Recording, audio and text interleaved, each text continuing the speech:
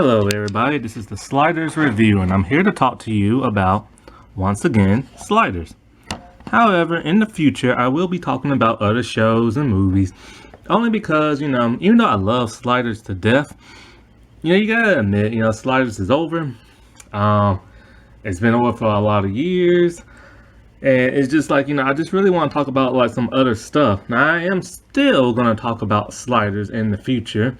I have another video coming out soon, but I do want to like just harp on other shows that I've watched that I love, shows that I used to love, but they kind of went downhill towards the end, and just some shows that like I've just never got into and I can't get into and I just don't like. So yeah, so stay tuned for that. I don't know if I want to change my banner when I talk about the other shows. I kind of wanted to just start like another YouTube channel, but I'm like, whatever, So in today's video, I wanted to talk to you about plot holes. I hate plot holes. They are some of the most annoying things in any TV show or any movie. It doesn't really matter how great the TV show or movie is, as soon as you have that one major plot hole that lingers in people's minds for like decades, it drives people nuts. And sometimes that can like bring down a person's love for a TV show. And and there's been like lots of plot holes in several like different shows. Some shows that are like really good, some that are like really bad. Like, there's a major plot hole in the second season of Digimon, Digital Adventures, where Kari is in the dark ocean, and it's never explained like what that entire episode was about, what this whole darkness was about, why Kari was the only person who was able to see this darkness or feel it. Like, it's never ever been explained. It's never been explained in the Digimon Tri movies. It wasn't explained in the last movie that recently just came out. It's just one of the major plot holes of that entire like first two seasons of Digimon.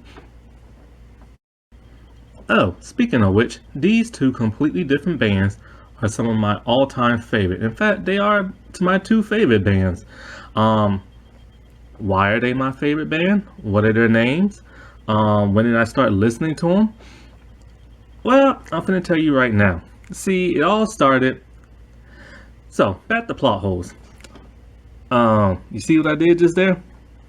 See, I gave you context to a part of something, a story of like, say, my personal life, but I didn't explain really like what it was about. I didn't tell you what the name of the band was. I didn't tell you how I started listening to them. None of that. I didn't tell you where they're actually from or anything. I just left that completely oblivious. And now, because of that, you're probably going to be thinking about it all throughout this video. Well, who is this band? Like, blah, blah, blah. A plot hole. And, and basically that's a plot hole. And Pretty Little Liars takes the prize for, like, having the most plot holes of any show. They have, like, 1,000,001. Plot holes that never get resolved is, how did the moms in Pretty Little Liars get out the basement? Never, ever explained. Not even in the spin-off shows it's never explained. That entire Charlotte Charles storyline was so confusing. It made my head hurt. And it didn't have to be that difficult. Now, some plot holes are left at the end of a season and the show gets canceled and then it's never resolved. But in the case of Batman Beyond, it got resolved in a completely different show. See, there was this thing called the DCAU, where all these animated shows that were created by Bruce Timm, and they're all connected. And people always wonder, why does Terry McGinnis, the new Batman of the future, why does he have black hair, him and his little brother, when both his parents don't? One of his parents has red hair, the other one has like light brown reddish hair. And it's never been like explained why. And then it got explained in Justice League Unlimited, where Amanda Waller took Bruce Wayne, the OG Batman's DNA, and rewrote Matt's dad's DNA, which created him. Because she wanted to make a Batman of the future. And the trigger point of their DNA is to witness their parents getting murdered. That was supposed to happen, but it didn't happen exactly how she planned it, and only one parent died, but Terry never saw that. But that's kind of what triggered him into wanting to be Batman and stuff. See, that's a plot hole that got resolved. Similar to how I said I like these two bands, one of them being Baby Metal and the other one being Band-Maid. However, I didn't really explain why I like these bands, where they're from, why do I listen to them, and I cannot speak Japanese, because that's part of my plot hole getting resolved. And now that leaves you with more answers, just like with Batman Beyond. If Terry got triggered and him becoming Batman, his DNA getting triggered, then why didn't Matt's DNA get triggered and turn him into wanting to be like a Batman or a Robin? Once again, that's never been explained. It's been now explained in the comic books, but I don't really consider comic books to be canon if the TV show is the one that started the whole thing. So, so once again, we have a plot hole that got resolved, but now it leaves us with more questions. Another plot hole comes in one of the greatest TV shows of all time, Star Trek Next Generation. And there, in the episode, I forget the name of it, but it's up here on the screen. But, see, I'm recording this, and then later on I get the pictures, and that's why I don't remember the name. But anyway, in this episode, it was revealed that warp travel is damaging subspace, and is killing this one planet area where their space is getting destroyed. So, after a series of tests and a lady sacrificing her life, Starfleet says, you know what, you all can no longer go maximum warp, which is like warp 9. Now starships have to only travel at warp 5. But here's the strange plot hole of it all. After that episode, nothing changed. Everybody's still going maximum warp. And this incident has never been brought up since. Now, however, in Star Trek Voyager, this has kind of been explained off screen. In Voyager, it's the only ship where its nacelles curve upward, and then they go into warp. When you do your research online, you find out this is because of that one episode in Star Trek Next Generation. Somehow it's supposed to balance things out the way it won't distort subspace. However, they never once explained this on screen. One throwaway line. That's all you need. They didn't do that.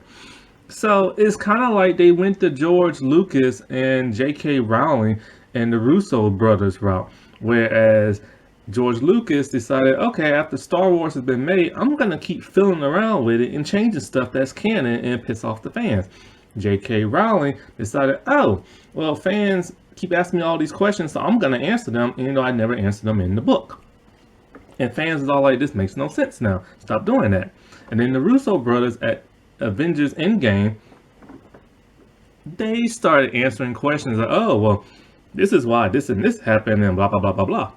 And it's like, look, if it did not happen on screen, I don't consider it canon.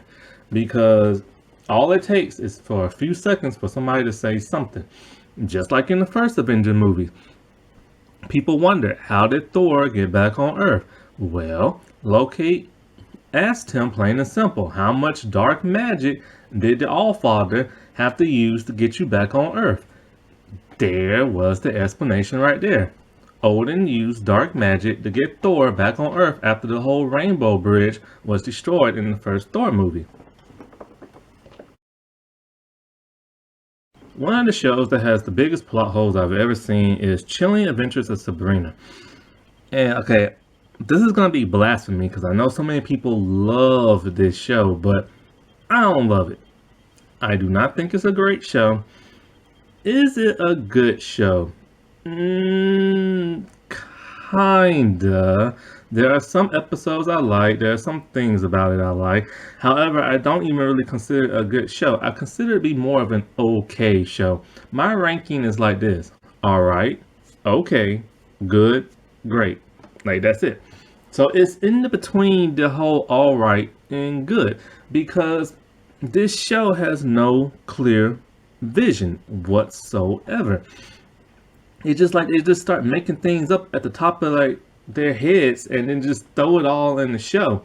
Like, the reason why I don't consider this be a great show is because character development leaves me disappointed. This whole show leaves me disappointed. They have all this build up for something big and great that's gonna happen, and then at the end it leaves you completely flat. And it's all like, well, what was the point in all that build up if you're gonna leave me flat towards the end? Basically, they did what the 100 does. Now, I like the 100. I don't like every season. It's kind of like half and half for me.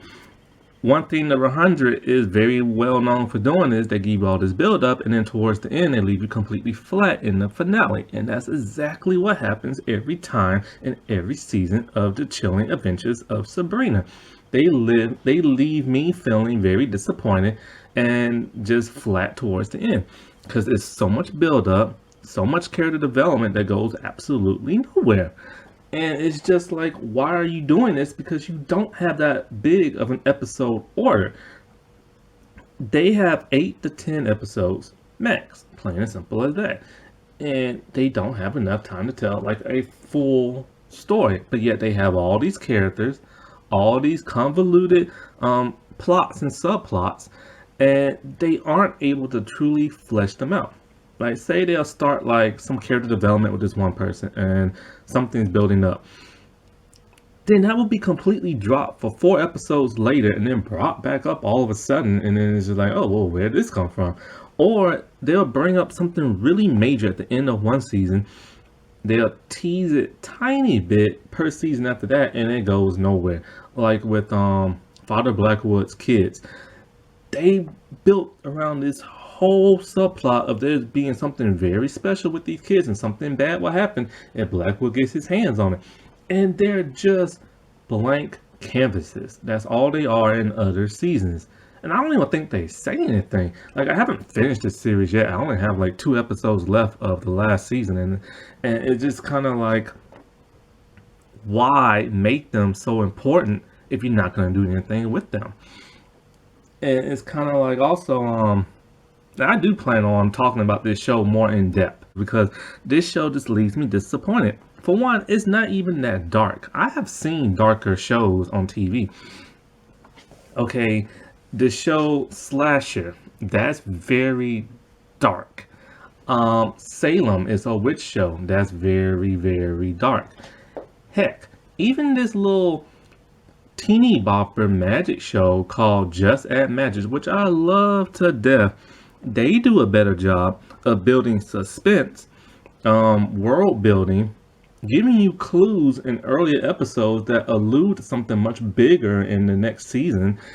And okay, the devil in Sabrina does not scare me at all. This dude is like so corny. Like, at first he looked demonic in the first 2 seasons, but they had to drop that storyline because they got sued by I think these like devil worshipping people like in a church, and they got sued because they used his likeness and their statue likeness, which I'm not going to show here because I don't want to get sued. But then they later on turned him back to what he looked like when he was an archangel. And the dude's just not scary. His voice don't sound scary. His motives aren't scary. And then in like the 4th season, the 3rd season and the 4th season, they turned him kind of comedic. Like, he'll do one bad thing here and there, but it just doesn't really feel scary, like, at all.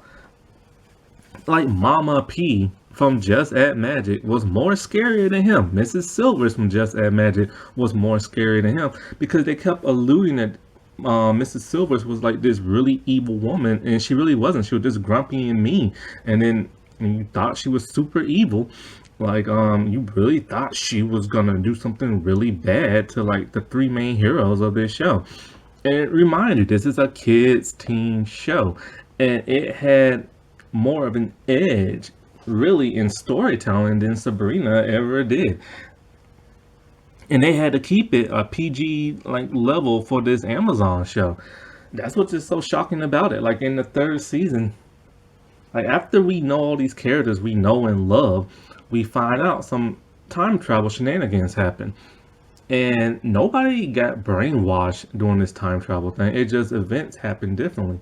And Mrs. Silvers, who was people assume was this evil person in season one, but we find out she's just this old grumpy nice lady. Um, Events changed so bad for her that she literally turns real evil in like the third season. And it's like if you don't agree with her or if you go against her, she will turn you into a block of stone. Or actually a stone statue. And so it's kind of scary when we're running through town and we start seeing all these like human statues that are really human. And people that we love, like Jake, who we went through like since season one with, he gets turned to stone, and it's just like that's dark. It's dark on a kid's level, kind of dark, but it's a whole lot more darker than the devil telling Sabrina to prove that you're evil. I want you to go into a convenience store and steal a pack of gum. I'm just like, what? like, like, are you serious? A pack of gum. I mean, the woman's turning people into statues, and he want her to turn people. I mean, want her to steal like a pack of gum. Like, it just makes no sense. I mean, the evil Chuck guy, he tried to trap Hannah inside the magic book so that his sister could come out of it.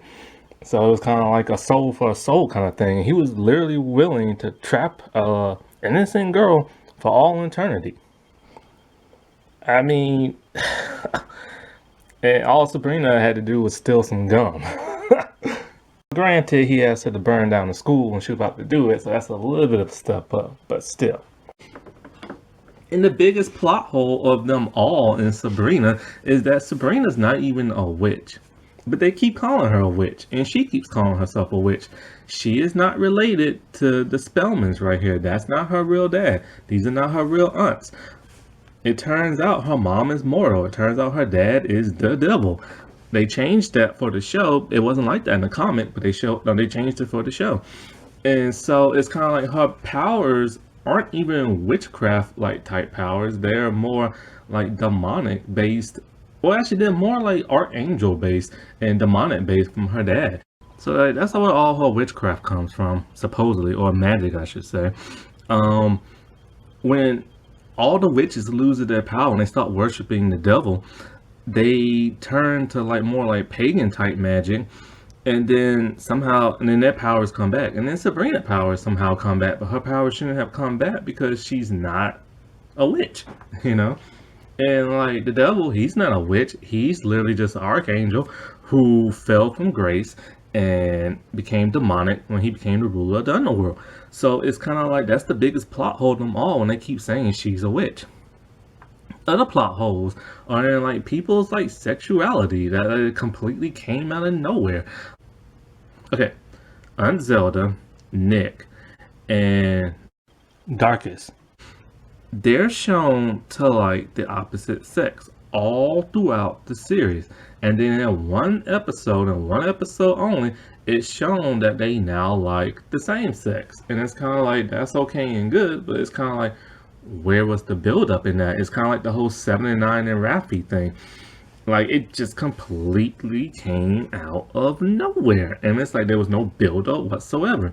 And some people have said online they sense like lesbian vibes from Zelda from other seasons, but no, it's like she clearly liked dudes. She loved the devil and she loved Father Blackwood. The vibes that they saw was just her being rude, angry, and snarky to people. That's not lesbian vibes. That's just her being a rude person. And so, like, and then what didn't make no even more sense is like when these characters, well, the weird sister girl, she died, so we really couldn't see what happened after that with her. And then with Nick, he had that one kiss scene with a demonic demon dude, and that was it. And after that, he went back to liking women.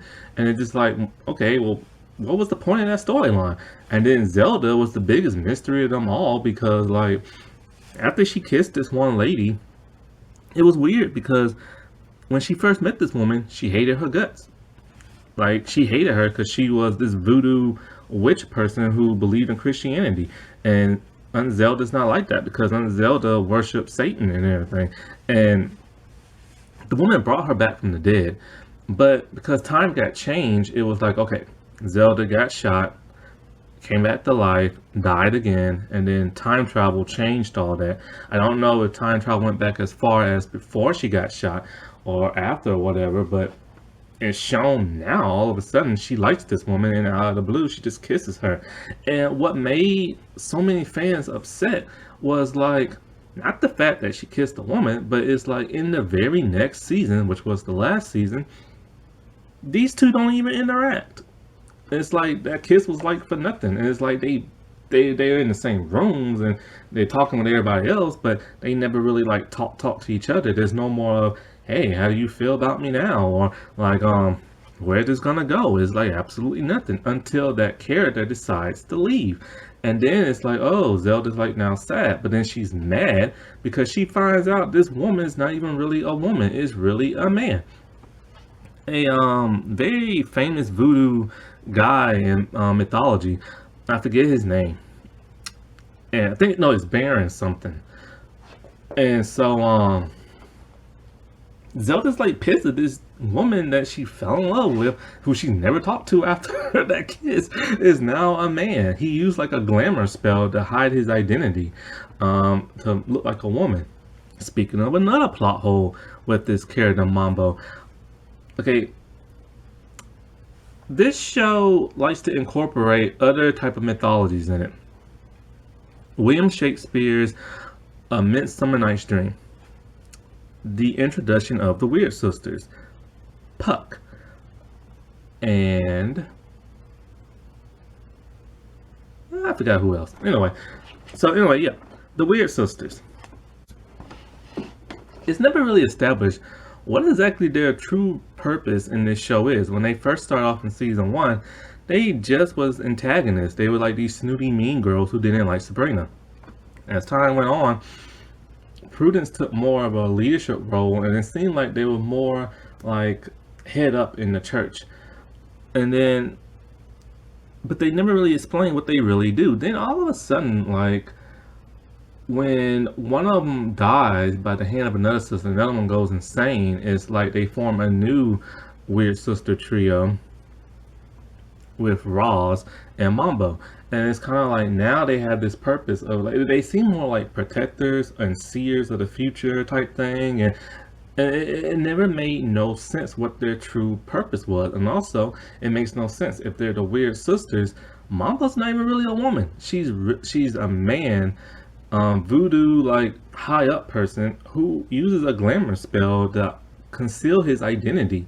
So how are they the Weird Sisters? How does that power work? It's never explained.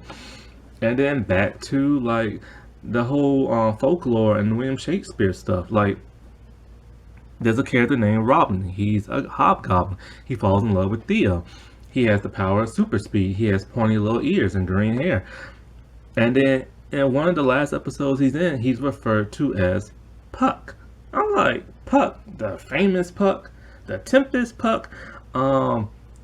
Like, what is going on? Like, you know, like, there's no explanation as to how he's Puck or why he's Pucking. It makes no sense. Oh, the other person from William Shakespeare thing, Caliban. Caliban is big in like folklore, and all of a sudden he's now in like this show, and it's never explained really his true purpose, why he wants to be the ruler of the underworld and all this other crap. And it's like they throw in all these like famous like people from Shakespearean mythology, but they don't explain how or why they're in the series.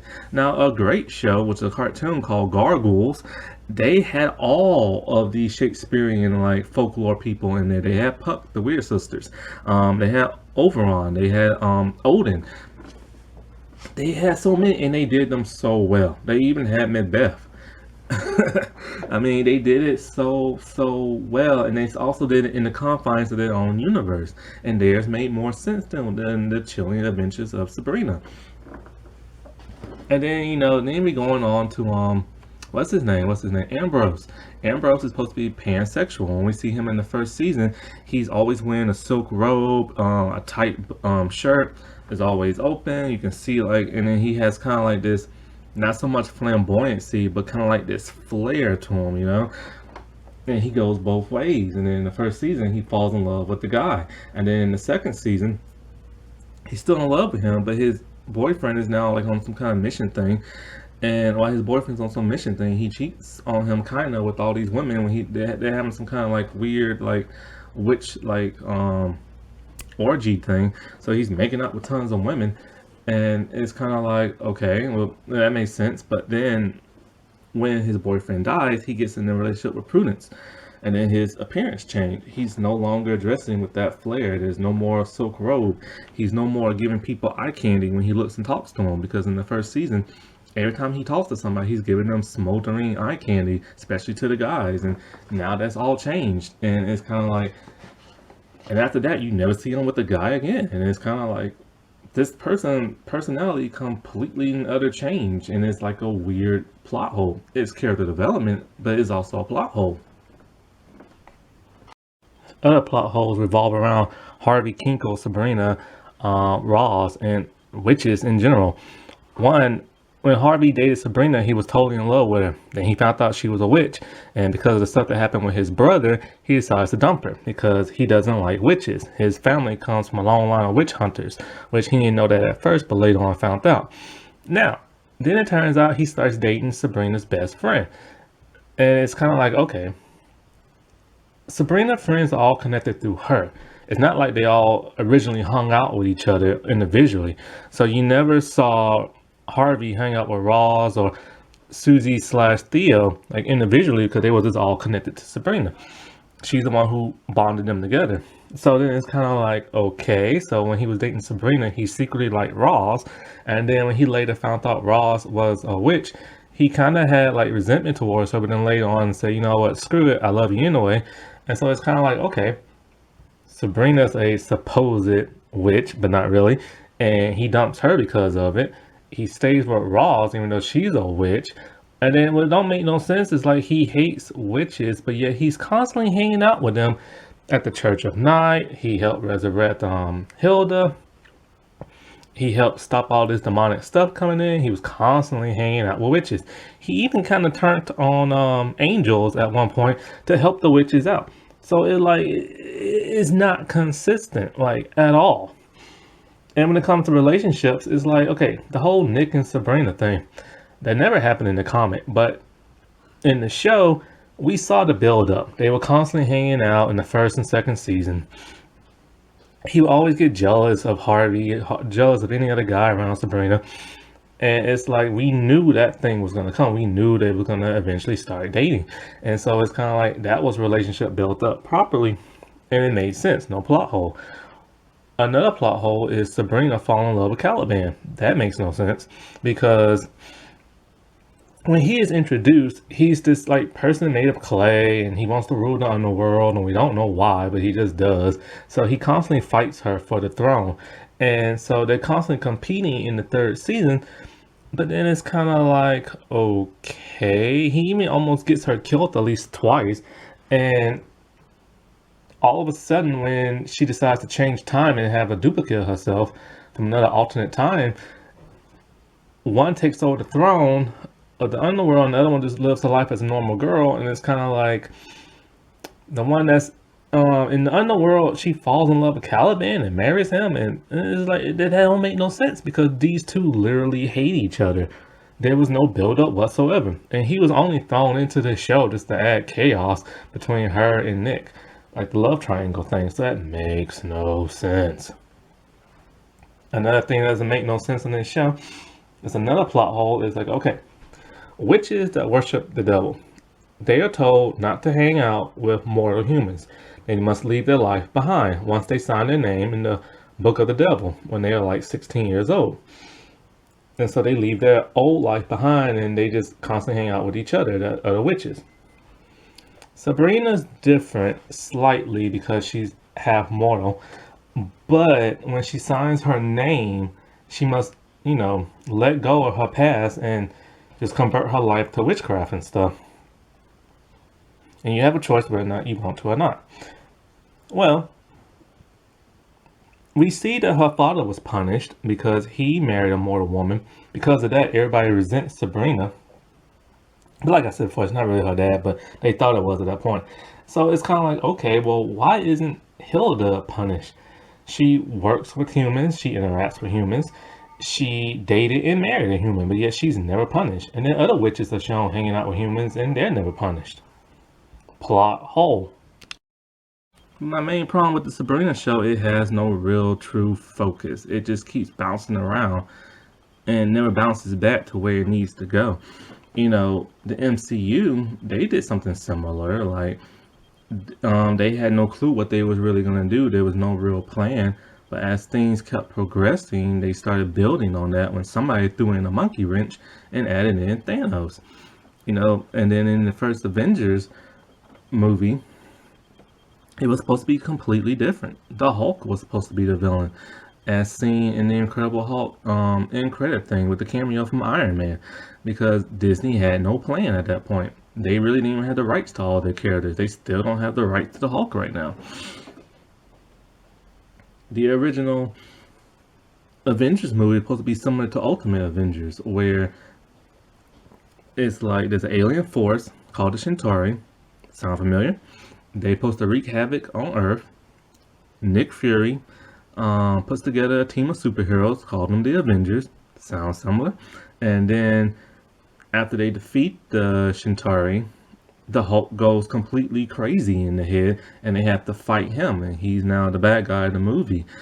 Kinda sound familiar? See, in a deleted scene in the Avengers movie, Maria Hill is talking to the higher-ups at S.H.I.E.L.D. She's battered and bruised after fighting the Hulk because he went crazy and the Avengers had to stop him. This got completely deleted and the movie went in a completely different direction. And it's very similar to what happened in the Ultimate Avengers movie where Thor fights, well, all the Avengers fight Hulk in the Ultimate Avengers movie, but in Avengers, it's mainly just Thor that fights him. And then, like I said before, in comes the monkey wrench of Thanos, and now the entire MCU had to be built around the Infinity Saga. That was not the original plan. They had no intentions of bringing in Thanos, but then Josh Whedon, being sneaky as he is, threw him in there. And it worked out for the better. Because even though they didn't have a true plan or a true vision, they built their plan and vision around this one little thing. Sabrina couldn't do that. Kind of how, like, I love these bands. You know, they're a Japanese band and they speak Japanese and they're not very good in English. And I found one of them on YouTube and I saw like a fan reaction to them. It was celebrity fan reaction to Baby Metal.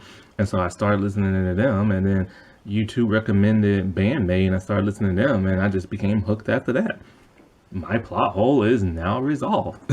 However, the plot holes and sliders is not resolved because there are 31 and there are some that are like tiny, other ones that have been kind of explained but off screen, and one that is just so major I can't like stop thinking about.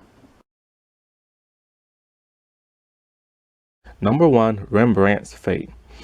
In the series finale, it is shown that the sliders have landed on a world where this guy has some kind of psychic connection to the original sliders and where they all been, and he made a TV series out of that. He also predicted the future of, I forgot, either Rembrandt's world coming to an end or something like that, you know, Earth Prime. So the timer is a little screwed up and they're unable to use it. There's sliding technology on that world. Also, there's a supposed cure for that can kill the Crowmag, so it's like a viral weapon. The sliding tech that they have right there on that world, something happened to it. I forgot what happened to it, but something happened to it to where only one person can slide, and after that it's kind of like a one-way trip kind of thing. So Rembrandt grabs the vials and he injects himself with the virus. He tells Maggie, it has to be him. He has to save his world. She doesn't want him to go by himself because the Crowmags are still there. And the last time he was there by himself away, they got captured by the Crowmags. So he jumps through the vortex. The whole team cries, and we don't know his fate. We don't know if they was able to get the slime technology back to working. We don't know if he actually made it to Earth Prime or another Earth. We don't know if the Crowmags recaptured him, if he died, if he saved that world. And if he was able to save the world, how is he able to get it to the Resistance so they can mass produce like a viral weapon and spread it throughout the entire world, or put it in like darts and put in like a little dart gun type thing? It's never been answered, and it's one of the biggest plot hole mysteries of the entire series. Number 2, where is Colin? Nobody knows what happened to Colin, and nobody's went to go look for Colin. In the season 5 premiere, it is shown that Colin got lost through the vortex. I believe this one doctor guy, I forget his name, and I'm not about to go look it up because I hate season 5. But that one scientist doctor dude, supposedly, I think he's the one who caused Colin to disappear when he altered the vortex, which caused Quinn Mallory to merge with the double of that world, who later called himself Mallory. But it's never explained what happened to Colin. We don't know what world he went on to.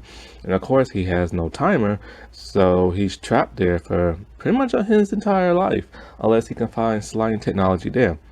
Now, he is a smart guy, but he's not as smart as Quinn or his parents.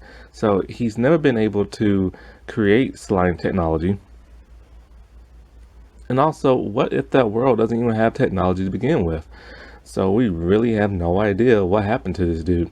Now, of course, the reason why he was written off is there's a rumor that Jerry decided to leave the show before the 5th season. He wanted to be a movie actor. That didn't work out too well. Kangaroo Jack kind of derailed that. So with him leaving, the producers kind of like, well, screw Colin, because, that's Jerry's real life brother, Charles, in real life. And, Charles was only brought in there because, Jerry was the star of that show and he wanted his brother to be on the show. So, yeah. Number 3, what exactly happened to the original prototype timer and the sliding machine itself? Ever since the 1st season, it's never been shown again, which I have no idea why, because, they shot in Canada in the first 2 seasons, so you think the machine would still be there somewhere on the studio lot, or wherever they house their props and stuff, because they never really shot on the studio lot. But yeah, what happened to the original timer in the original sliding machine? We know that the FBI came into Quinn's basement, took a lot of pictures, and took the machine and took the prototype timer. However, are you really expecting me to believe that nobody, not a single person on that Earth Prime, was able to figure out how sliding technology works and was able to slide looking for the sliders?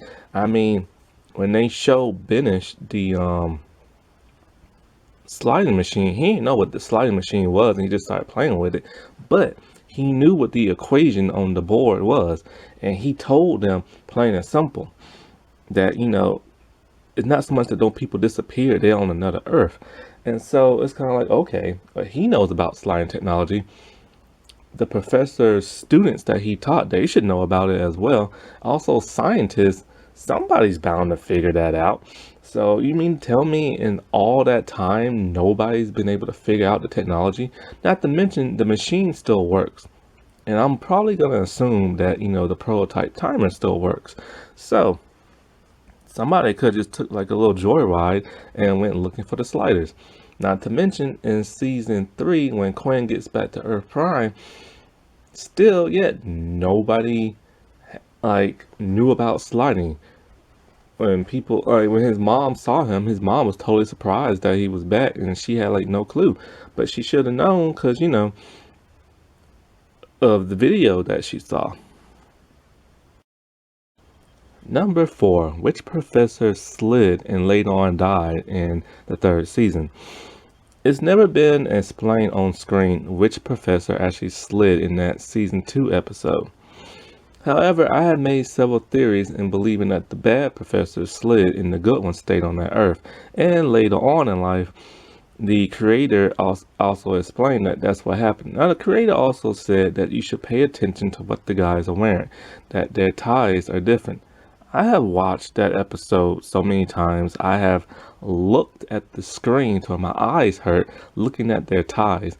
Their ties look identical to me, so I have no idea what the creator was talking about. Now, in that episode, there's our professor, the good professor, and then there's a bad one that lives down on Earth. The bad one, he never slid with his team of sliders because he was too scared. When his assistant calls and tells him that there's a guy who looks exactly like him, he knows for a fact what that means. He knows that another team of sliders have slid to that world. So what he does is that he kidnaps our professor and he steals the timer. When our team decides to figure out what's going on because the professor's acting really weird, they decide to go to his place and they find our professor tied up.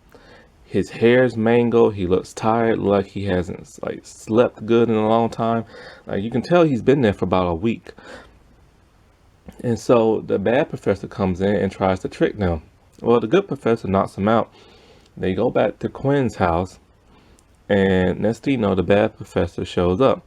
They struggle, they fight, and then the vortex gets open, and one of them slides. Now, at the end, you see the professor, one of the professors saying, "Oh my God," like he's in total shock and horror that what just happened. Now, if it was the bad professor, why would he act like that? Now, he might act surprised, like, "Oh wow, like a vortex," but that wasn't the expression he had.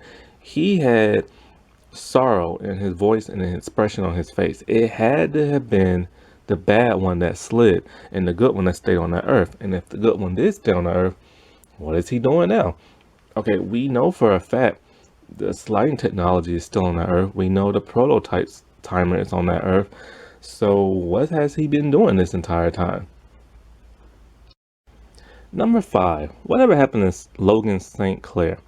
Now, Logan St. Clair is the female version of Quinn. Now, that's a really interesting concept. And I wish they would have done more with different gender roles for our characters. And also, I wish they would have brought back Logan St. Clair. Now, Logan St. Clair tricked the sliders into helping her perfect her sliding equipment because every time she did it, people would burn up on re-entry. Her goal, because her planet was low in resources, her goal was to go to other worlds and steal their resources. Once the sliders find this out, they ditch her and they go on another Earth. She slides to the other Earth because she's able to track their timer. So, next thing you know, she shoots at Wade, and then the bullet goes back into the vortex and she gets sucked in. The reason why is because Quinn remodified it. So she told them, plain and simple, she's gonna find them and stuff. And Quinn's worried because he knows that she has the ability to track sliding vortexes, and that she can track theirs.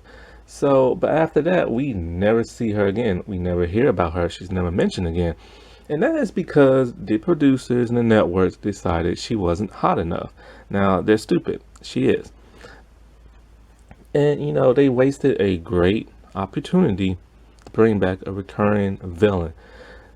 I mean, the whole Rickman thing, that's kind of got stale after a while. And so did the whole Crowmag, because they didn't even show up in the 3rd season. They didn't re-show back up until the 4th and 5th. So she would have been a great addition to that show. And maybe she would have had like a redeeming arc to where she could have joined the sliders in the 5th season. But, which they did consider bringing her back, but they never did in the 5th season. Number 6. Is Wade really dead? Okay, so in the 5th season, as we know that from the 4th season, Wade hasn't been on the team since the 3rd season because the actress left the show. And so the character of Wade was sent to a Crowmag breeding camp. In the 4th season, it's revealed that I believe she got sent to another Earth, or she might have escaped. Or in the 5th season, they explain she escaped. Anyways, now somehow she has Crowmag mental powers, and she communicates with Rembrandt. I forgot what the situation is going on in that episode because I only seen it once.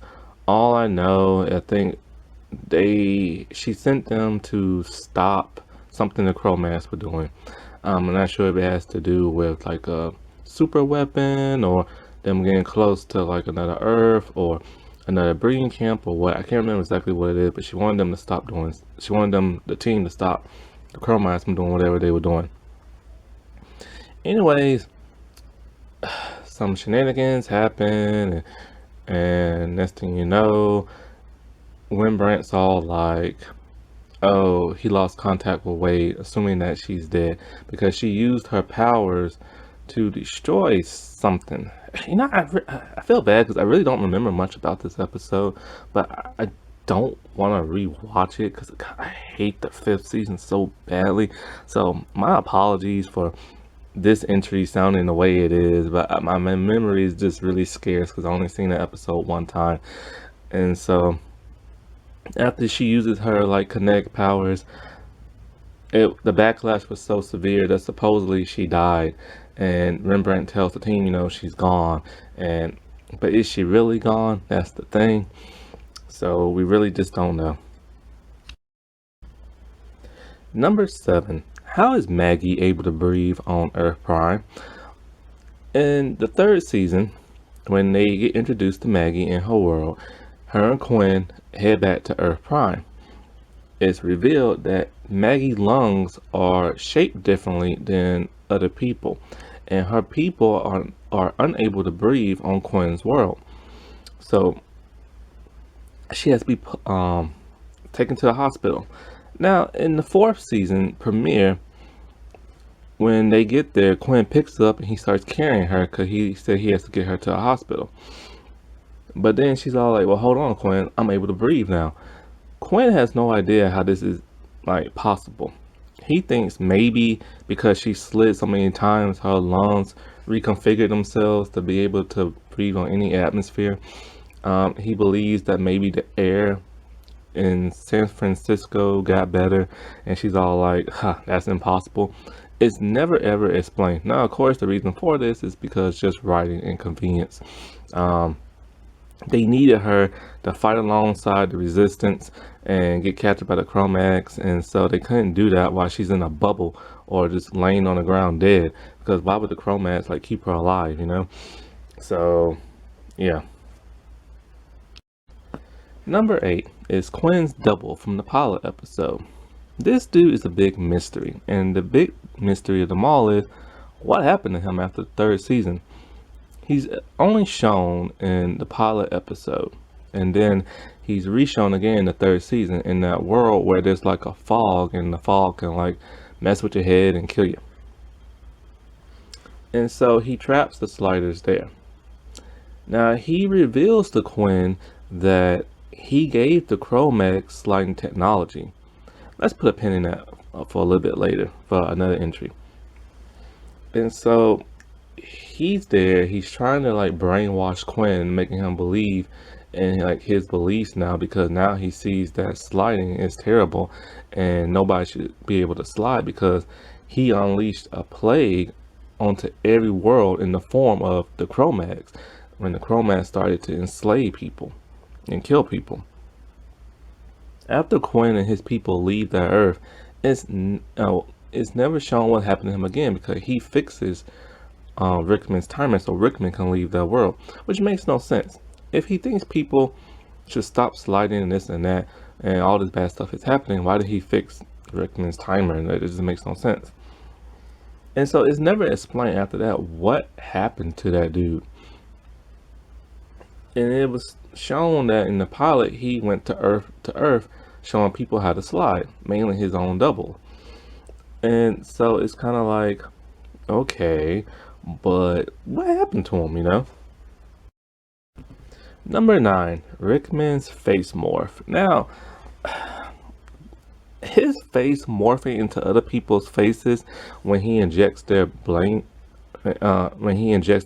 fluid into his head, that makes no sense whatsoever. And that was part of when this show started to go like in a weird direction in the 3rd season.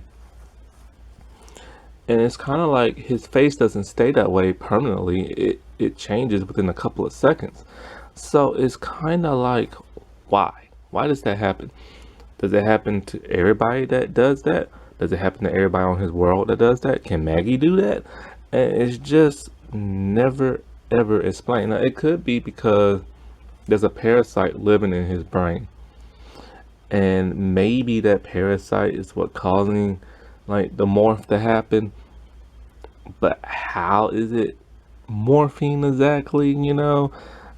It's just never explained. Number 10, the timer now has a crystal inside it that causes it to slide. Now this is in the 5th season, and they introduce a magic MacGuffin in the form of a crystal. Now it's never truly explained what makes sliding technology does the way it does.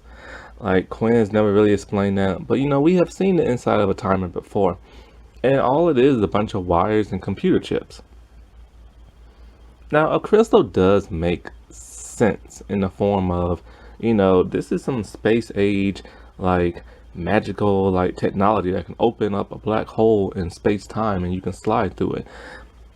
So in a sense, okay, I kind of like this idea of a crystal being the thing that causes, you know, sliding to work. My only problem is they should have explained it in earlier seasons and not that crazy, god awful like 5th season. So it's just kind of strange that this crystal has never been mentioned before by either the professor or Quinn or like no other person that uses timing or sliding technology. And it's just a strange MacGuffin. It's just a plot that just came out of nowhere because they needed the story to go somewhere. So why does this crystal open up like, you know, space-time? Why has nobody never mentioned it before? What is this crystal? Like, where does it grow at? Does every Earth has it? Apparently every Earth must have it. Number 11. The Vortex itself. The Vortex itself is very mysterious. It seems to have like a mind of its own, especially in the 1st season and especially in the pilot. Now it's said that the Vortex stays open for 1 minute, but we've seen that it stays open for a lot longer than that whenever there's like plot going around and dialogue and stuff. The size of the Vortex is very mysterious too. Now the original size was just a big enough size for everybody to fit in. Quinn altered it in the pilot to make it go way bigger. That's how Rembrandt and his car got sucked in. So we've seen that, you know, it has the ability to like reshape itself if you alter like the timer. However, one thing that's a really big mystery is like, okay, in the pilot episode, we've seen that if you don't corrupt the data on the timer, if you don't open the vortex before it's time for you to slide, somehow the vortex automatically opens up by itself and it sucks you in. This is never really explained. So I'm just going by the theory of, okay, if you don't corrupt the data, then it just opens automatically. We see this with Quinn's double. We see this with Quinn when he's on that world where Elvis is still alive. And it's never really explained why it opens itself by itself and why it just starts sucking people in. Because we never see Quinn's double have a timer, like never. And every time the vortex does have to open up, you need a timer. And so it's never explained with other people's timers, like Rickman's timer or Logan St. Clair's, like their timing Their timer Vortex never opens by itself. Their data has never been corrupted. So it doesn't make really like a whole lot of sense. Also, what doesn't make sense is like, okay, in the pilot, they was putting the vortex in all different locations. On the ground, in the air, beside themselves, you know. And no matter where you put it, when the thing reopens up on Earth, like sometimes it will reopen up like in the air, or it'll reopen up like sideways beside themselves, and it's never explained why it does that. Like you would think if they open it up on the ground, then when it goes to the other Earth, it will open up on the ground too. That's never explained. Number 12. Speaking of the vortex, the sliding tunnel. In every season of Sliders, the sliding tunnel changes in design and color. This is because, productions are like, oh, okay, let's keep it interesting, let's keep it new. The first 2 seasons is the same, and then in the 3rd season it's different. And then in the 4th and 5th it's the same as well. However, what doesn't make no sense is like, okay, the multiverse is kind of like space-time itself. It's kind of like space, it's kind of like time. It's a universal thing that is supposed to stay consistent. Since the multiverse is a entity all on its own, the tunnel should technically look the same no matter what timer is used for it. But yet we've shown that it looks different every time. Now, of course, the vortex door is different depending on the season and what timers used. I can excuse that because it's kind of like, okay, this person used this kind of technology to make their timer.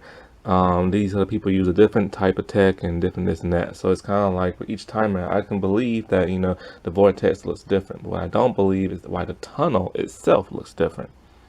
Because the tunnel should stay the same no matter what. Number 13 is similar to number 3. On that hippie world where the Sliders go to in season 1, it's kind of like a recreated scene of what happened on Earth Prime. FBI comes in, they take a bunch of pictures and stuff like that. However, on the hippie world, they don't have the sliding machine. Instead, they have an equation that Quinn and the professor are using. They're trying to recreate the sliding timer because they're trying to get back home.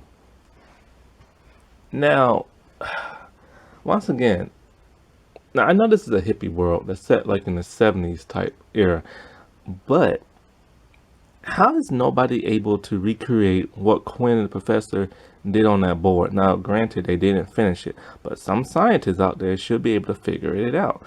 And so it's kind of like, what happened to people of that world? Like, were they able to figure out sliding technology? Were they able to slide?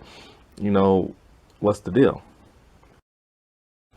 Number 14 is just the craziness of sliding technology in season 5. In season 5, sliding technology goes the way of like Star Trek and in the way of magic. I've always said to myself that Star Trek Voyager had magic technology. Like they could literally do anything with the deflector dish or the warp core. It's just uncanny all the like scientific stuff Star Trek Voyager was able to do. And likewise is with Sliders season 5. It's like now they're able to merge doubles into one.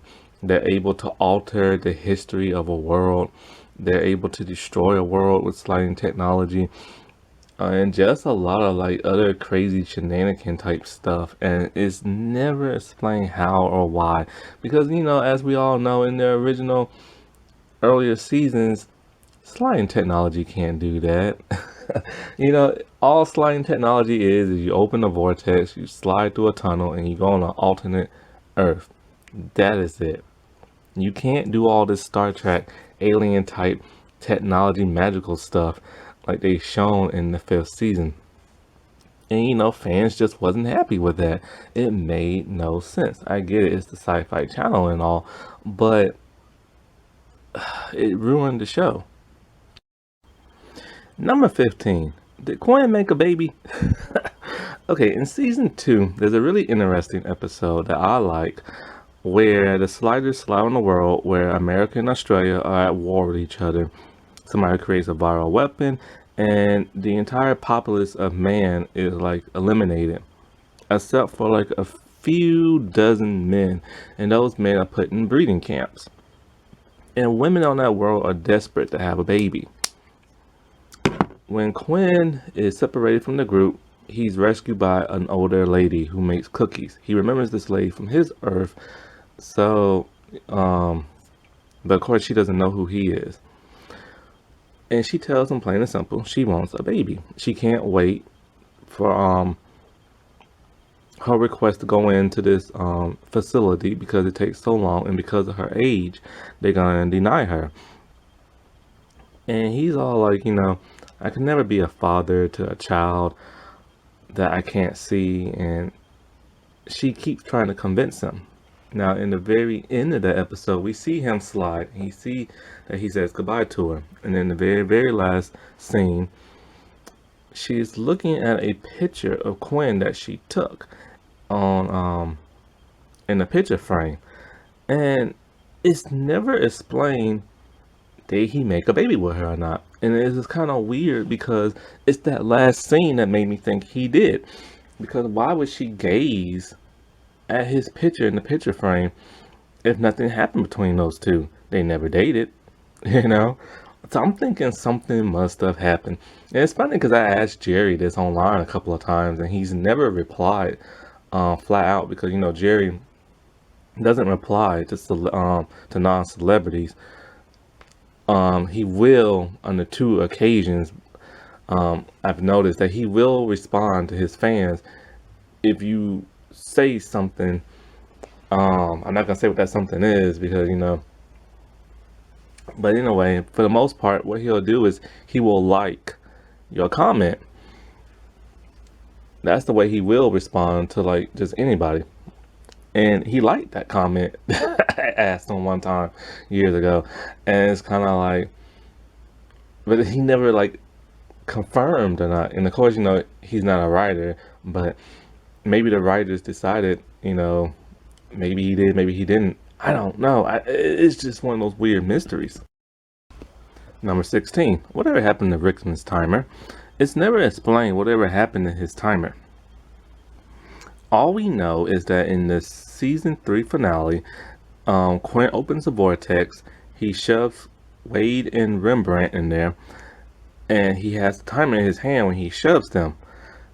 But then after he shoves them in there, we don't see them grab the timer because their hands are flaring in the air. Did he drop the timer on the ground? Did he throw the timer in the Vortex? Because when we see him afterwards, he doesn't have it in his hand. Now, if Rembrandt and Wade had it, then they should have been able to slide off Earth Prime, but they didn't because they was waiting for Quinn and Maggie to show up. Now, we don't know how many hours or days or weeks that they had on Earth Prime, so when the Crowmags did show up, you'd think they would have slid out of there if they had like a couple of days, but then again, we don't know how long it took the Crowmags to track them there. Let's put a pin in that later. If they missed this sliding window and they have the timer, then we know it would take 29 years just for another one to show up. However, Quinn has stated before in the past, even if your timer is corrupted, all you have to do is hook it up to the sliding machine and reboot it. So why didn't they figure out where the sliding machine is and just reboot it and then just keep sliding and set it for a certain time, like say 5 seconds, and then show back on Earth Prime? But of course, like I said before, nobody knows what the original sliding machine is. And it's ironic because in the 4th season, and one of the most bizarre episodes ever, where they're in a virtual simulation at the hotel they stay at, the Chandler Hotel, the guy that runs the hotel, him and Quinn are having like a debate in it, and so they use Rickman's timer as kind of like a remote control, and it's kind of like, okay, us fans know exactly what that is. They were probably hoping people wouldn't remember since the whole season's passed, but it was just so odd and bizarre. Number 17. Why didn't Quinn's mom know about sliding? In season 3, okay, let's go back to season 1. Okay, in season 1, like I told you before, the FBI came in there, they saw the videotape, they confiscated all the sliding stuff.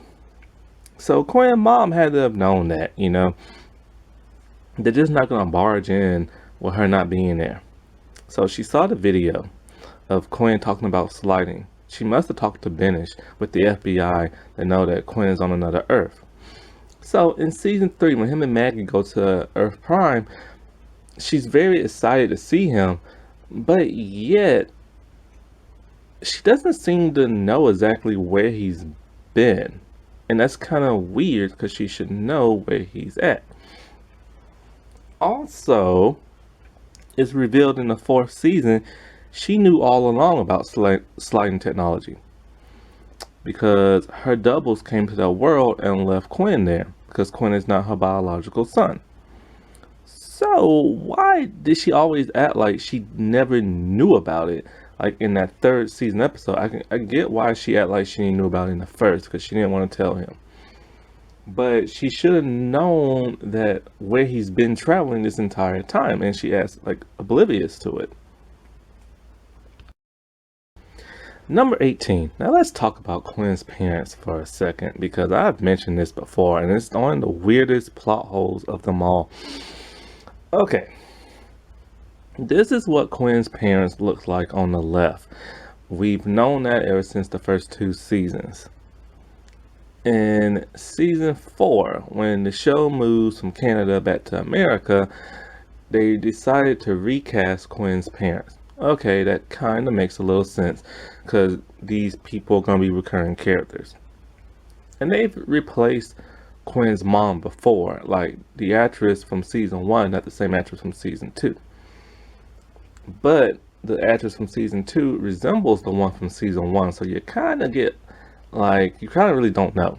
It's kind of like the whole Bewitched kind of thing. Okay, but in season 4, this is where things get very weird and crazy and just lazy writing. They bring back Quinn's mom from season 1 to be a better tie-in, so things makes a little bit more sense. She tells Quinn that she's not his real mom. That when she was younger, his dad, they were greeted by their doubles, and they left Quinn there with them because they were going through the whole Crowmag War. And they leave this little microchip thing you put on your forehead, and it reveals all that. Okay. So when he's reviewing the stuff, his parents' appearance is completely different. Now his mom has red hair, and his dad has kind of like blonde hair. And it's like, okay, I can excuse this because they recorded this when they was younger and when he was a baby. Okay, but when we see these people in other episodes, they look exactly the same. They haven't aged. So it's kind of like, okay, well, if this is your double, lady, then why doesn't she look like you now? You know what I'm saying? It just makes no sense. And then what makes no further sense is that, okay, we know that, you know, in different worlds, you have different parents sometimes, and they make a different version of you. That's how we got Logan St. Clair. You know, instead of male DNA, it switched to the female DNA. We also know that just because your name is Quinn Mallory and you look like Quinn Mallory on this earth, you could have a completely different dad. Now, on this one episode in season 4, it's a Colin episode where him and his double are going through all these like sliding shenanigans and stuff, and he takes his place. And we see Quinn's dad, Mr. Mallory, but Mr. Mallory is now played by a completely different actor. A different actor from the original 4th season and the one from the 1st season. And it's kind of like, okay, well, I guess that can be explained as, you know, um, on this world, because Quinn's not on this world. On this world, let's say, different parents were like doing stuff and they created a completely different Mr. Mallory. Okay, I can use my brain to say that, but it's never explained really on the show. And the biggest mystery, like I said, of all, is like, why does Quinn's parents look completely different from the original one? And it's like, they don't age. They just look the same as they did when they made that message.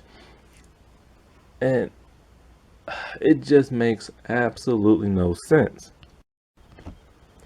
Number 19. Whatever happened to the giant spider wasp? Now, in the 1st season, monsters really showed up more in the 3rd season, but in the 1st season we had little monsters too. But these monsters were a little bit more believable. This monster was a hybrid of a wasp and a spider, and it grew the size of like a giant foot. And they're on this world, and there's a swarm of them heading all around San Francisco, and it's heading towards the sliders.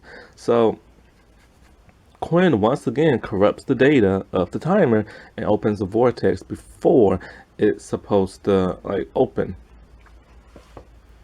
First, Wade and Rembrandt slide through. Then the vortex closes. He opens up again, and him and the professor slide through. But also, one of the little wasp spider hybrids fly through. A couple of them actually, about 3 or so. And they all end up on the same world, the hippie world. And it's never explained what happened to the wasp after that. Did it start killing people on that world? Did they start reproducing? It's just left in the air, and it's never explained, because that whole episode was more of a comedic episode that dealt with Rembrandt having a family and Quinn professor trying to create sliding tech, and the locals acting all weird and ways with the hippie people, and it's just never explained what happened to the hybrid. Number 20 is, who had the tracing unit in them that caused the Crowmags to track them back to Earth Prime and invade that world? Now, in season 2, we are introduced to the Crowmags.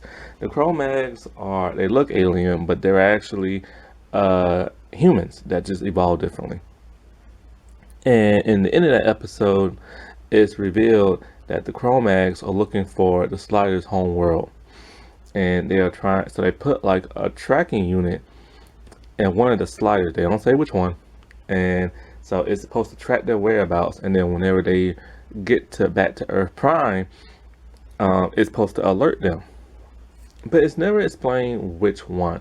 Now, let's do some elimination, shall we? We know it's not Quinn, because Quinn is not from Earth Prime, so he's completely erased from this speculation. Also, if it was him, why didn't it could have been him from when he showed up in the 3rd season? But like I said before, his quantum signature does not resonate with that same Earth, so it's not him. We also know it's not the professor, because one professor is back on the other Earth and the other one is dead. So like I said before, we really don't know which professor slid, but I still think it's the bad one that slid, and the bad one is now dead, and the good one's back on the other Earth. And the good one did technically get back to Earth Prime in the premiere of the 2nd season, but that was before they ever met the Crowmag, so we know it's not him. So that only leaves us with 2 other people, Rembrandt or Wade.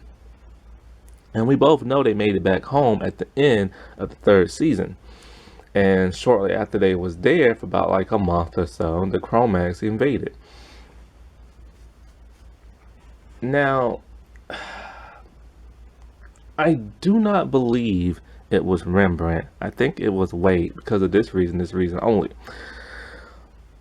In the fourth season, after the Sliders get kidnapped or imprisoned by the Crowmags, they escape and they start sliding to other worlds trying to find a way to defeat the Crowmags. Now, the Crowmags said in that episode they put a tracking unit inside of Quinn because Quinn is going to lead them to Crowmag Prime. Now, and then they also gave instructions to leave the Sliders alone when they go to other worlds so that Quinn can go back to Crowmag Prime. Now, being the Crowmags, they love invading worlds. So, they're still able to track either Rembrandt or Quinn. Well, actually, let's just say Rembrandt, since this is about the Earth Prime thing. They're able to track the whereabouts of the Sliders. So they're still able, so if it was Rembrandt, then they're able to track both him and Quinn to every world they go to and invade those worlds. So I just don't believe it was Rembrandt, because if they was gonna start invading on a world, they would just track Quinn. I believe it might have been Wade because, after she gets kidnapped, put in a breeding camp, like that's the end that we ever hear of her. So it's kind of like, okay, I'm getting kind of confused. So it's kind of like, okay, they want to get the Crowmag Prime. That's fine, but they also like invading other Earths. If that was so, then they would have just keep trailing Quinn and not Rembrandt. Actually, I'm starting to get confused. Let's just move on. Number 21. Time travel. Does it exist in this universe? Does it not? Now, in the earlier season, both Quinn and the Professor said that sliding is never time travel. And Quinn doesn't even believe time travel exists. Now, one of his doubles did try to create time traveling technology. We have no idea if it truly exists on this world or not, but we know in a way because there have been some time traveling shenanigans going on in this series. So I guess it is safe to say, yeah, it does exist. We find this out in season 5 when Diana doesn't like the way her double has been living her life. So somehow she uses the magic of sliding technology to alter time and the events of that Diana to where now she no longer has a kid. Time travel plays a part in the second season, and one of the coolest episodes ever, but also one of the most confusing. It's that world where Quinn is in love with Dalen, his old friend from high school, and they end up on a world where, this is the part that gets kind of confusing, they're living in the reverse of that world's time. So it's kind of like for everybody on that world, events have happened, but for the Sliders, it has not. So the Sliders are moving backwards themselves in a world that is going forward. And they mentioned something like time's arrow and skipping a beat and stuff like that. And because then they altered the past, Quinn did, by saving Dalen, it causes like a black hole to open up, and that world is supposedly destroyed. Let's put a pin in that later. And then another time travel episode is in the 4th season, and the episode I particularly do not like. It's the one where Quinn and Maggie create a bubble world because they were both thinking about the same thing at the same time when they slid, when the timer was acting kind of weird, and it created an alternate world where they never slid.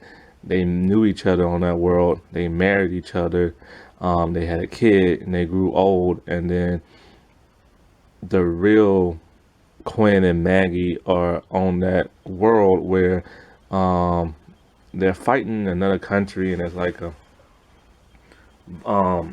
bioweapons are being used, and supposedly, and it just doesn't make sense, this entire episode. I hate the fact that they went the Star Trek route on the show. That's not really like that. And So after Quinn and Maggie are saved by their older duplicates, when they slide back to the world they're supposed to be on, they slid back the exact moment they slid onto that world. So time travel happened, and it just doesn't make no sense. So it's like, okay, time travel does exist, but it's never really explained how or why, especially when Quinn, the professor, never believed that it actually happened. Number 22 has to do with the Crowmag's faces changing. Now, the Crowmags were introduced in the second season, and when they were introduced as ape-looking people, even though they're human. They evolved differently. After that, the Crowmags are never seen again until the fourth season, where their faces have dramatically changed in appearance. Now they look more human. They're still gross and scary looking, but they look more human, and they've also now lost their hair. They're all bald. In the second season, they had hair. Now, it was revealed by Jerry that fans did not like the Crowmags at all, and they did not want Sliders to have a villain. So they got completely ditched after that one episode in the second season and were only name dropped in the third season. But in the fourth season, they wanted to bring back villains. So they brought back the Crowmags, and it's never explained why their appearance changed. Now, of course, production reasons. They had a bigger budget. They were on the Sci-Fi Network now, so they wanted to go more like the Star Trek human face alien type route. But that's the same thing what happened with the Klingons in Star Trek. The Klingons in the original series look more human. And then the Next Generation, they started looking more like what Klingons should look like, from Next Generation all the way to Enterprise. But Enterprise was a prequel series, and so it never explained. So they decided to retcon it and say that there was a virus, and that's why they look more human looking, because they had to have the DNA of actual humans. But then in Discovery, they changed their appearance once again, just because of reasons unknown, and I guess because they wanted to. And so the Klingon face is never explained, but in the Chromag's face is never explained either. It's always that behind the scenes crap that's going on. Number 23, who started the Crowmag War? Now let's unpin this from something earlier I said. It's never really truly established who created the Crowmag War between the humans and the Crowmags on Crowmag Prime. There's so many different versions going out within this show. First, it revealed through Mary in the second season, when the Crowmags were introduced, that the Crowmags were disgusted when they saw the Crowmags were treated badly by humans on Earth Prime, and so the Crowmags slid off that world, and they was disgusted to see human after human after human faces and so few Crowmag people, because there aren't that many Crowmags in the multiverse. They're mostly human. However, we know that Mary was working for the Crowmags, so she could have been lying when she said the humans treated the Crowmags very badly, and that caused them to have like xenophobia towards the human race. Also, we learned in the fourth season that it was Quinn's parents that created sliding technology on that world, and after the whole Crowmag War started, they decided to get rid of every Crowmag on that world and send them to like other worlds, and they put a barrier around their world, so if anybody ever tried to slide onto their world, they would get bounced off and go into the slide cage. However, it gets more confusing because, like I said before, in the third season, Quinn's double said he gave the Crowmag sliding technology. Now, there is the possibility that when they was living on other worlds, that he gave them the technology to slide off those worlds into other places. However, Crowmag technology looks completely different than that of human. Even their sliding tech looks different than humans. And so theirs looks more like space age type stuff. It's never revealed just how smart Crowmags are. A lot of Crowmags act like just so vicious that you don't think they're smart. And if he gave them the technology to slide, why doesn't their tech look like human tech? Also, why would they accept this gift from him if they hate humans and stuff? Also, if Quinn's world was so advanced in sliding tech, how did the Chromats not know of it and just recreate it themselves or steal some of it or something? So it's just never revealed, and it's never really revealed who started the war. Maybe the humans didn't like the way the Chromats looked and made fun of them. You know, maybe the Chromats just hated humans to begin with and fought for that reason. It could be political. It could be anything. We just don't know. Number 24 is that time they slid on the asteroid. Now, this is where things get so weird and confusing. In season 5, I've explained this before, back when I watched it, so I was able to explain it very good in detail. It's been a while, so now I've forgotten, and since it's the 5th season, I'm just not going to rewatch that.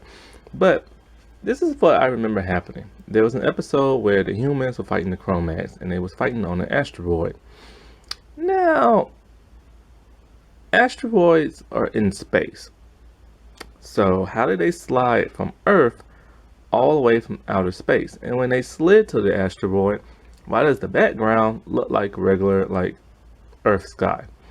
Did the asteroid crash land on Earth and they just occupying it like a giant mountain, perhaps? I don't know.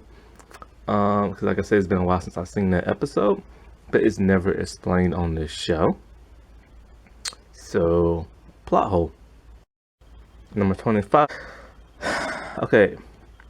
The world in which Quinn kept meeting every different version of Dalen, and the one with that black hole came up in the sky and was supposed to destroy the world when Quinn altered time.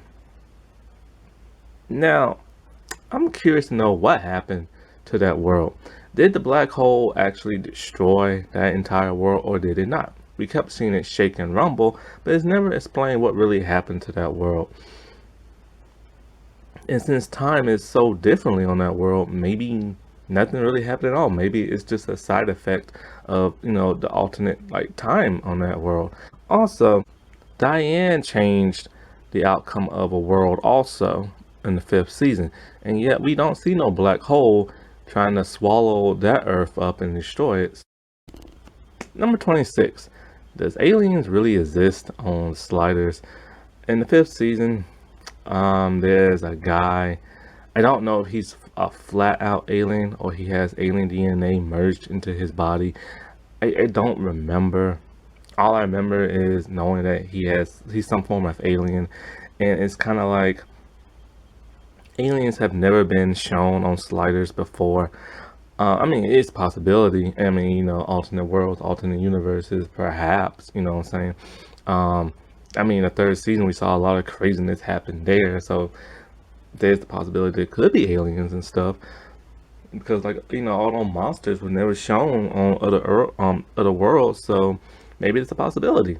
But it's just kind of weird that, that certain things just pop up in one world and not another. Same thing with vampires. Why are there no other vampires on other worlds and stuff? So, maybe this isn't a plot hole after all. But I'm just going to leave it in there anyway. Number 27 is, how was the Egyptian timer able to track Rickman's timer?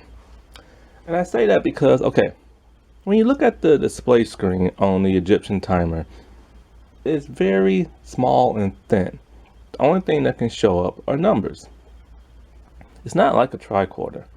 So it's kind of like, how was Quinn able to know when Rickman's Vortex opened and closed, which he was able to do? And how was he able to track it to whatever world?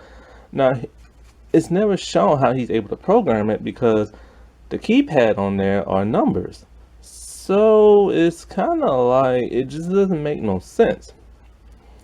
Like, what kind of display indicates that his vortex opened and closed? How is he able to track the actual whereabouts of the vortex tunnel that he went into? So it would have been kind of nice if they would have shown that, or if they would have had him modify the display screen so we can actually see it, Number 28. Is Quinn really dead? I mean, come on. They're doing all that Star Trek sci-fi timer stuff in season 5. So what's the possibility that he's really dead? Now, in season 5 premiere, it is shown that Quinn got merged into his double. And now his double is able to walk. His double does not look like him in the face because Jerry left. Now, because of that, the second Quinn, which is now called Mallory, he is able to experience everything our Quinn has experienced. And he doesn't know which experiences are his or Quinn's. They try to separate the two, and they almost do, but it fails. And Mallory says he's gone. Like, he can't feel Quinn no longer inside him. So, is Quinn really dead? That's the thing. And of course, Jerry is trying to get the show back together. So they're gonna have to explain like how the OG Quinn survived, or maybe they'll just go with a different Quinn from a different world. Who knows? Number 29 is the Hotel Guys. Now, okay, in the first 2 seasons, they had this one guy, played by Will Sasko. I believe his name is Calhoun or something like that. His name is never given on screen, but it's given like in the credits. After that, he was replaced by Diggs. Diggs was shown in the 3rd season because, the first 2 seasons were filmed in Canada, and the 3rd and through the 5th season were filmed in America. Now, because of that, Will never showed back up because I believe Will is a Canadian actor, and he was on Mad TV. So he got replaced by Diggs. Diggs is only shown in the 3rd season. That's it. He's never shown in the 4th or 5th, and he's never even mentioned. However, in the 4th and 5th season, we get a new hotel guy. His name is never mentioned either. However, when I looked at the credits, he has the same name as the Will's character from season 1 and 2. So I'm just like, how is this guy that guy? Like, it makes no sense because they look completely different. But like I said before, alternate worlds, different parents, and they named their child the same thing. Okay, fine, whatever. But okay, I don't know Will's actual real race. I know that sounds weird. He looks like a white dude, but just hear me out. I'm bad with races. I can't tell one race from another sometimes because so many people look the same. I have seen people that are Mexican that look white. I have seen people that are Native American and they look white. I have seen people who are mixed with black and white, and some come out looking black and other ones come out looking white. So when it comes to races, I get so confused at times. A lot of Jewish people look white. I have no idea if Jewish people are actually called Jewish or they're actual white because people call them the same. People call them both. Even some celebrities that are Jewish, they call themselves white. And I'm just like, well, how are you white if you're Jewish? So I don't know what Will is. And I have no idea what the dude is in the season 4 or 5. But the dude in season 4 and 5 looks either Italian or he looks Jewish. Or he even looks a little like Hispanic sometimes. So I just don't know. But if he is that same character, why did he look so differently? Because at that point in time, I believe Will was in America doing American stuff. So why didn't they just get him? Number 30 isn't really so much a plot hole, but it's just kind of like whatever happened to her.